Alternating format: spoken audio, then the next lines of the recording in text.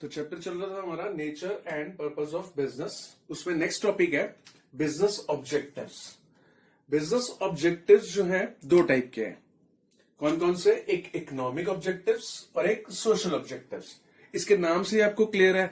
Economic objective यानी कि business के वो ऑब्जेक्टिव जो अर्निंग से रिलेटेड है, जो मनी से रिलेटेड है ना। तो वो बिजनेस के ऑब्जेक्टिव है इकोनॉमिक ऑब्जेक्टिव। और हम सिर्फ देखो अपने बिजनेस से, ठीक है, हमें फायदा होता है, ऑनर्स को फायदा होता है, उनको प्रॉफिट जनरेट करके देता है बिजनेस, लेकिन उससे साथ साथ सोसाइटी को भी फायदा होता है। हर एक बिजनेस से सोसाइटी को जो बेनिफिट्स होते हैं वो है बिजनेस के सोशल ऑब्जेक्टिव्स। ठीक है, तो आज यही दोनों ऑब्जेक्टिव डिस्कस करेंगे। तो सबसे पहले आ जाते हैं हम इकोनॉमिक ऑब्जेक्टिव्स, यानी कि वो ऑब्जेक्टिव जो मनी से रिलेटेड है, अर्निंग से रिलेटेड है। तो इकोनॉमिक ऑब्जेक्टिव में सबसे पहले है अर्निंग प्रॉफिट। ये तो अंडरस्टूड है ना, कि जो बिजनेस है उसका सबसे बड़ा ऑब्जेक्टिव है प्रॉफिट अर्न करके देना। किसको प्रॉफिट अर्न करके देना? जिसने बिजनेस में इन्वेस्टमेंट की है ना। तो अगर एक ऑनर, एक बिजनेसमैन बिजनेस में इन्वेस्टमेंट करता है तो वो बिजनेस से भी तो कुछ चाहेगा ना कि उसे प्रॉफिट अर्न करके दे बिजनेस। तो बिजनेस का सबसे पहला इकोनॉमिक ऑब्जेक्टिव है अर्निंग प्रॉफिट। क्यों प्रॉफिट वो चाहता है ये हम पहले डिस्कस कर चुके हैं कि 4 पॉइंट अगर आपको याद होंगे कि प्रॉफिट ऑनर को इनकम प्रोवाइड करता है, ये ग्रोथ और एक्सपेंशन के लिए फंड्स देता है, और प्रॉफिट परफॉर्मेंस को मेजर करता है, और प्रॉफिट बिजनेस की रैपो को बढ़ाता है। ये सब हम कर चुके हैं पहले। ठीक है, तो बिजनेस का पहला ऑब्जेक्टिव था ये प्रॉफिट अर्न करना। बिजनेस का दूसरा इकोनॉमिक ऑब्जेक्टिव है मार्केट स्टैंडिंग। मार्केट स्टैंडिंग का मतलब है कि देखो कोई भी बिजनेस है उसको मार्केट में कंपटीशन को फेस करना ही पड़ता है। तो कॉम्पिटिटर के सामने एक स्ट्रांग फुटिंग के साथ खड़े होना, है ना, उसको फेस करना, कंपटीशन को फेस करना, ये मार्केट स्टैंडिंग होती है। और ये भी बिजनेस का एक ऑब्जेक्टिव है। बिजनेस को ये करना ही पड़ेगा, नहीं तो बिजनेस सर्वाइव नहीं कर पाएगा। और ये भी इकोनॉमिक ऑब्जेक्टिव है, इसी की वजह से इनकम भी आएगी। थर्ड है इनोवेशन। इनोवेशन का मतलब कि नए नए एक्सपेरिमेंट्स करना।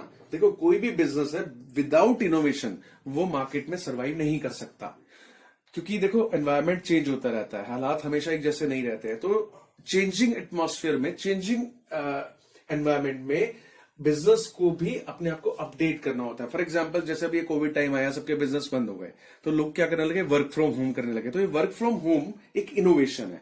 अगर ऐसे नहीं करते तो शायद लोगों की जॉब चली जाती, है ना, या वो मतलब लॉस में चले जाते। जैसे हमारी भी क्लासेस आप सब भी पढ़ते थे और मैं पढ़ाता भी था, ऑफलाइन होती थी, लेकिन जैसे ही लॉकडाउन हुआ तो हम सब ने इनोवेशन किया, अडॉप्ट किया उसे, कि अब ऑनलाइन प्लेटफॉर्म पे क्लासेस होने लगी। तो ये इनोवेशन है और ये बिजनेस का पार्ट है। ठीक है, एक बिजनेस का ऑब्जेक्टिव है। और ये इकोनॉमिक है, ऑब्वियसली इकोनॉमिक है क्योंकि ये अर्निंग से रिलेटेड है। ठीक है, नेक्स्ट है ऑप्टिमम यूटिलाइजेशन ऑफ रिसोर्सेज। देखो एक बिजनेसमैन के पास रिसोर्सेज होते हैं। रिसोर्सेज दो टाइप के हो सकते हैं, फिजिकल रिसोर्सेज और फाइनेंशियल रिसोर्सेज। तो उन रिसोर्सेज को यूटिलाइज किसकी वजह से हम कर पाते हैं? बिजनेस की वजह से। फिजिकल रिसोर्सेज फॉर एग्जांपल किसी के पास लैंड पड़ी है, या मशीन पड़ी है, या कुछ स्टॉक पड़ा है ना। तो ये अब अगर बिजनेस नहीं होगा तो किसी की लैंड क्या यूज होगी? मान लीजिए फार्मर के पास लैंड है लेकिन वो बिजनेस नहीं कर रहा, मतलब वो फार्मिंग नहीं कर रहा, तो लैंड उसकी वेस्ट है ना। उसके पास ट्रैक्टर भी है लेकिन अगर वो बिजनेस नहीं कर रहा तो वो ट्रैक्टर भी वेस्ट है। ये उसके रिसोर्सेज तो है। या स्टॉक है उसके पास, किसी फैक्ट्री वाले के पास कुछ स्टॉक पड़ा है, रॉ मटेरियल, लेकिन उसको यूज नहीं कर रहा है तो वेस्ट है।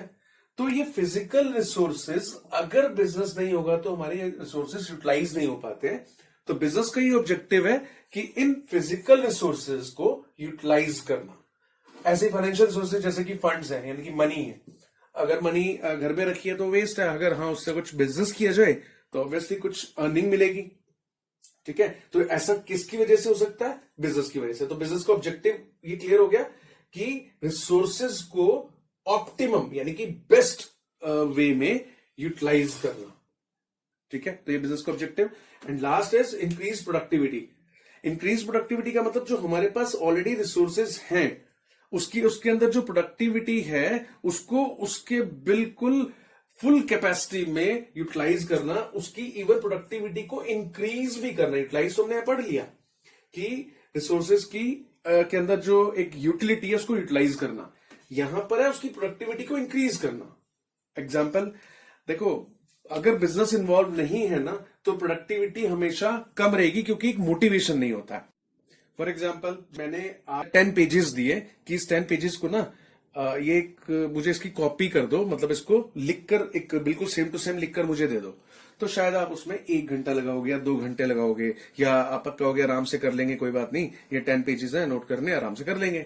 लेकिन अगर मैं ये कहूं कि आपको ना पर पेज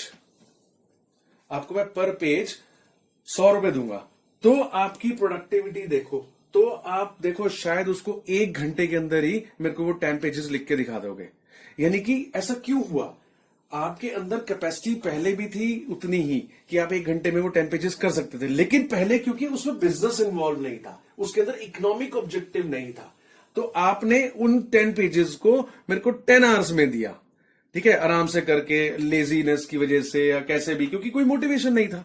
लेकिन जहां एक मोटिवेशन आ गया, इकोनॉमिक ऑब्जेक्टिव आ गया, तो आपकी प्रोडक्टिविटी एकदम से एनहांस हो गई, है ना। तो प्रोडक्टिविटी एनहांस करने का काम किसका है? बिजनेस का, क्योंकि बिजनेस में एक मनी इन्वॉल्व हो जाती है, अर्निंग इन्वॉल्व हो जाती है, इसलिए फैक्टर्स की, यानी कि जो रिसोर्सेज है हमारे, चाहे वो लैंड, मशीन, स्टॉक हो, फंड्स हो, या ह्यूमन बींग्स हो, जो लेबर हो, तो उसकी प्रोडक्टिविटी इंक्रीज करने का काम भी हमारा बिजनेस करता है, ठीक है। तो बिजनेस का एक ये भी ऑब्जेक्टिव हो गया, प्रोडक्टिविटी को इंक्रीज करना। तो ये थे इसके सारे के सारे इकोनॉमिक ऑब्जेक्टिव। अब देखो इसके कुछ सोशल ऑब्जेक्टिव है। सोशल ऑब्जेक्टिव मैंने बताया अभी कि जो सोसाइटी को बिजनेस की वजह से फायदा हो रहा है, क्या हो रहा है? First, supply of product and services. देखो अगर ये बिजनेस ना होता तो सोसाइटी को जो प्रोडक्ट्स हैं, चाहे वो खाने पीने का सामान है, चाहे कोई भी कंज्यूमेबल स्टोर्स हैं, या मशीनरी है, या डेली रूटीन की आइटम्स हैं, तो उनको कहां से मिलते हैं? बिजनेस से ना। इतना फैसिलिटेट कर रहा है लोगों को उनकी रोज की लाइफ में, उनकी एक रूटीन लाइफ में, है ना। इतने सारे प्रोडक्ट एंड सर्विसेज प्रोवाइड करता है बिजनेस सोसाइटी को। तो ये इसका फर्स्ट सोशल ऑब्जेक्टिव है। सेकंड है एम्प्लॉइज वेलफेयर। एम्प्लॉइज वेलफेयर का मतलब अब वहां पर बिजनेस है तो ऑब्वियसली उसके अंदर ह्यूमन बीइंग्स हैं, काम करते हैं, तो उनका वेलफेयर भी बिजनेस की वजह से ही होता है। मतलब उनको सैलरी मिलना, उनको वेजेस वगैरह मिलना, या उनको जब वो ओल्ड एज हो जाते हैं तो उनको पेंशन प्रोवाइड करता है, या उनको हेल्थ फैसिलिटीज भी कुछ बिजनेस अपने वर्कर्स को देते हैं। तो एम्प्लॉइज का इन टोटलिटी वेलफेयर होता है बिजनेस की वजह से, ठीक है। सोशल वेलफेयर इसमें अलग पॉइंट नहीं बनाना बेशक, क्योंकि सोशल वेलफेयर तो सारे ही हैं, तो बेशक आप इसमें से ये पॉइंट हटा सकते हो। उसके बाद follow fair trade practice. Fair trade practice का मतलब है विदाउट चीटिंग, कि बिजनेस का एक ऑब्जेक्टिव है कि वो सोसाइटी को एक फेयर ट्रेड प्रैक्टिस दे। यानी कि जैसे कुछ अपने बिजनेस में देखा होगा, कुछ चीटिंग करते हैं, जैसे कि किसी भी आप सामान लेने जाते हो तो वेट कम कर देना, है ना, या चीप क्वालिटी के गुड्स को मिक्सिंग कर देना अच्छी क्वालिटी में। तो इस तरह से ही वो अनफेयर ट्रेड प्रैक्टिस होती है। तो बिजनेस का एक सोशल ऑब्जेक्टिव ये है कि वो सोसाइटी को कैसे हेल्प करे? फॉलो फेयर ट्रेड प्रैक्टिस से, ठीक है, उसमें चीटिंग ना हो। और लास्ट है इसके अंदर प्रोवाइड एम्प्लॉयमेंट अपॉर्चुनिटीज। अंडरस्टूड है कि बिजनेस की वजह से ही अनएम्प्लॉयड पर्संस को एम्प्लॉयमेंट मिलता है, ठीक है। एम्प्लॉयमेंट मिलने का मतलब यह है कि पूरी सोसाइटी के लिए वो हेल्पफुल है ना, उनकी भी जो अनएम्प्लॉयड है उनको इनकम का एक सोर्स मिल जाता है बिजनेस की वजह से, ठीक है। तो बिजनेस इस तरह से सोसाइटी की हेल्प करता है। क्या क्या थे वो? एक तो प्रोडक्ट एंड सर्विसेज सप्लाई करता है, सेकंड एम्प्लॉइज वेलफेयर करता है, और fair trade practice and employment opportunities provide कराता है। तो ये बिजनेस के सोशल ऑब्जेक्टिव्स। लास्ट क्वेश्चन है इस चैप्टर का, what factors are important while starting a business. जब हम एक बिजनेस स्टार्ट करते हैं तो आंख बंद करके या दिमाग बंद करके स्टार्ट नहीं करते हैं, उसके पहले हम प्लानिंग करते हैं, सोचते हैं, है ना। तो बस हमें वही बताना है कि हम क्या सोचते हैं। अगर आपको बिजनेस स्टार्ट करना है तो ये तो नहीं कि जो मन में आया वो कर दिया, नहीं, उससे पहले एक प्लान करोगे ना, तो वो प्लान में ये सब चीजें हम सोचते हैं बिजनेस स्टार्ट करने से पहले। अब देखो क्या क्या पॉइंट्स हैं, और बिल्कुल आपको ऑब्वियस से पॉइंट लगेंगे, बिल्कुल अंडरस्टूड, हाँ भाई ये तो सब करना ही पड़ेगा। कुछ अलग से देखो, ये स्टडी को मत सोचो कि स्टडी है मतलब इसको लर्न करना पड़ेगा, नहीं, इसको समझो, बहुत इजी है और ये बिल्कुल कॉमन सी चीजें हैं। अगर आपको एक बिजनेस स्टार्ट करना है तो सबसे पहले आप लाइन चूज करोगे ना कि किस लाइन में बिजनेस स्टार्ट करें, गारमेंट्स लाइन में करें या ग्रोसरी में करें, है ना, या फिर इलेक्ट्रॉनिक में करें, इलेक्ट्रिक अप्लायंसेज में करें, होम अप्लायंसेज में करें, क्या करें? तो सबसे पहले आप सिलेक्शन ऑफ लाइन करते हो कि किस लाइन में हम बिजनेस स्टार्ट करेंगे। ठीक है, ऐसे ही मतलब इंडस्ट्रियल बिजनेस करें या मैन्युफैक्चरिंग करें या ट्रेडिंग कर लें, है ना। सेल परचेज, ट्रेडिंग के अंदर सेल परचेज होती है, मैन्युफैक्चरिंग के अंदर प्रोडक्शन होता है। तो आप सबसे पहले लाइन चूज करते हो, उसके बाद आप साइज चूज करते हो कि बिजनेस किस स्केल पर करना चाहते हो आप। स्मॉल स्केल करना है या लार्ज स्केल पे करना है, या कितनी मतलब कैपिटल लगाओगे, ये उसके साइज से ही पता लगेगा आपको। तो आप बिजनेस का साइज डिसाइड करोगे। फिर आप फॉर्म ऑफ ऑनरशिप, ऑनरशिप कैसी होगी आपके बिजनेस की, मतलब आप अकेले बिजनेस करना चाहते हो तो यानी कि सोल प्रोप्राइटर। अगर आप अपने फ्रेंड के साथ या अपने ब्रदर के साथ या सिस्टर के साथ बिजनेस करना चाहते हो तो वो एक पार्टनरशिप बिजनेस हो गया। अगर आप चाहते हो कि आप शेयर्स वगैरह इशू करो तो वो कंपनी टाइप का बिजनेस हो गया, है ना। तो इसके ऑनरशिप, और ये ऑनरशिप जो है बिजनेस की ऑनरशिप हम नेक्स्ट चैप्टर में करने वाले हैं।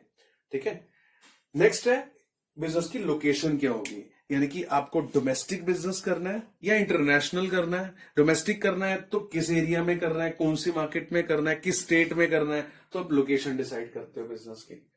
और लास्ट कैपिटल एंड फाइनेंसिंग, कि आपका बिजनेस की फाइनेंसिंग कैसे होगी, यानी कि आप बैंक से लोन लोगे फाइनेंस के लिए, या अपनी कैपिटल लगाओगे, या शेयर्स इशू करके लोगों से पैसा इकट्ठा करोगे और तब उस पैसों से बिजनेस करोगे, है ना। तो कैपिटल फाइनेंसिंग में हम ये डिसाइड करते हैं। तो बहुत देखो सिंपल से फंड है कि कोई भी पर्सन, ये उसको पढ़ने की जरूरत नहीं है, अंडरस्टूड है ये, कि कोई भी पर्सन अगर बिजनेस करना चाहता है, स्टार्ट करना चाहता है, तो उसको इन सब बातों को कंसीडर करना पड़ेगा। ठीक है, क्या क्या फिर से एक बार फटाफट से रिव्यू कर लेते हैं कि लाइन ऑफ बिजनेस क्या होगी, किस प्रोडक्ट में उसको बिजनेस करना है, साइज क्या होगा बिजनेस का, स्मॉल लार्ज कैसा होगा, ऑनरशिप कैसी होगी, पार्टनरशिप, प्रोप्राइटरशिप, कंपनी या एचयूएफ क्या होगी, नेक्स्ट चैप्टर में पढ़ेंगे इस वाले चैप्टर को। लोकेशन क्या होगी बिजनेस की, डोमेस्टिक करना है, इंटरनेशनल करना है, ठीक है, इंपोर्ट एक्सपोर्ट कैसा करना है, वो सब लोकेशन उसकी किस स्टेट में करना है, किस जगह पे करना है, और कैपिटल एंड फाइनेंसिंग यानी कि इसको फंडिंग कहां से आएगी। ठीक है, तो ये सब जो है बातें हैं जो which are to be considered while starting the business.